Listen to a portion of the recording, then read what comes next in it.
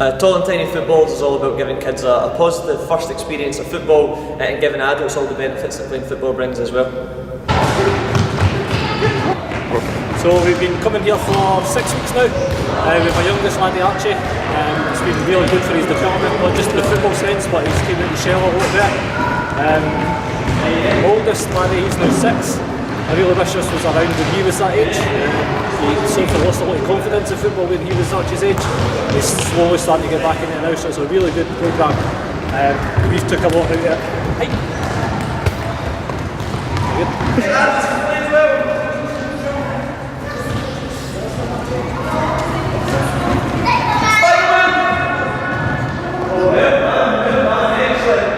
The reason why I think the tall and tiny sessions are good is from the children's perspective.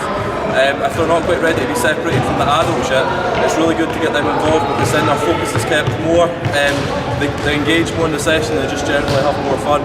And I think for the adults as well, when they come along to these sessions, not only are they learning how to engage the kids, their motor skills and just getting them moving, but it's also little hints and tips and games that they can do in their house or the back garden or taking them to the park, and it's just things that they can develop them when they're not at these sessions and outside them. So I think it's generally for the kids and for the parents, it's a great session.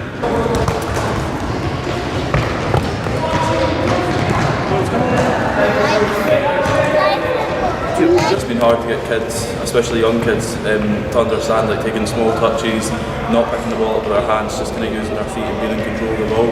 I think the tall and tiny session is great for this because they're so impressionable that they've got their adult there with them and they see them taking the small touches, only using their feet, keeping control of the ball, so they want to copy them. So we found the programme's got a lot of benefits.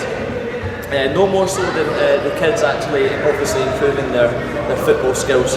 I think for a long time coaches have kind of been banging that drum with the younger ones, how do we get them to listen, how do we get them to engage, how do we get them not to use their hands, how do we get them to take smaller touches, how do we get them to stay within the area that we're trying to do our sessions in. And it seems to be Tall and Tiny Footballs is the answer because the kids are seeing a positive adult role model in their life doing all these things. And we know that kids are very impressionable, so they are trying to replicate the behaviours of their adult that they know and trust. So a big part of the session, of course, is introducing kids to having fun and playing football, but another big part of the session is educating adults on the real crucial role they can play as positive adult role models for the kids. So we do spend quite a bit of time telling the adults you're not in the session to kind of handhold the younger person and tell them all these things. You're essentially just there to take part and they'll replicate your behaviour, and we can educate them as well on it's really important that you're a positive adult role model in the 3, 4 and 5 age group, but then when the kid moves into the next class, probably the best thing the adult can do is kind of take that step back and let the kids make their own decisions, let them problem solve, just let them play. So at the moment, one thing I get as football development officer is a lot of people saying to me, parents' sideline behaviour is not great, parents, the way they speak to referees isn't great, or opposition coaches, or they're always constantly commentating throughout games and telling kids what to do. And that's obviously not right. Adults shouldn't be doing that, but I think we maybe have a responsibility to actually be educating the adults.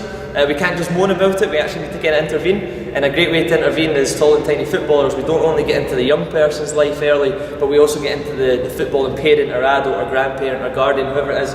We also get into their life really early as a footballing role model. So we can tell them in Tall and Tiny, look, these kids are really impressionable, they're going to copy everything you do, so please listen to the coach, please take small touches, etc, etc. And then when your kids may be moving on from the programme, maybe going into one of our other programmes or going to join a team, the best thing you can do is either take a little seat back and let them make their own decisions, let them play, let them problem solve, let them work things out. Or what you could also do is, if you are wanting to be engaged, then put yourself through your coaching badges and get involved and help the kids' journey by actually physically being a coach of the team.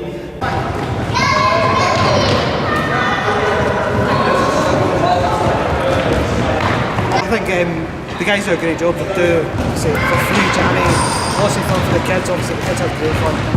That's the main thing, isn't it, pal? Yeah, ready to have more fun. Yeah, that's right.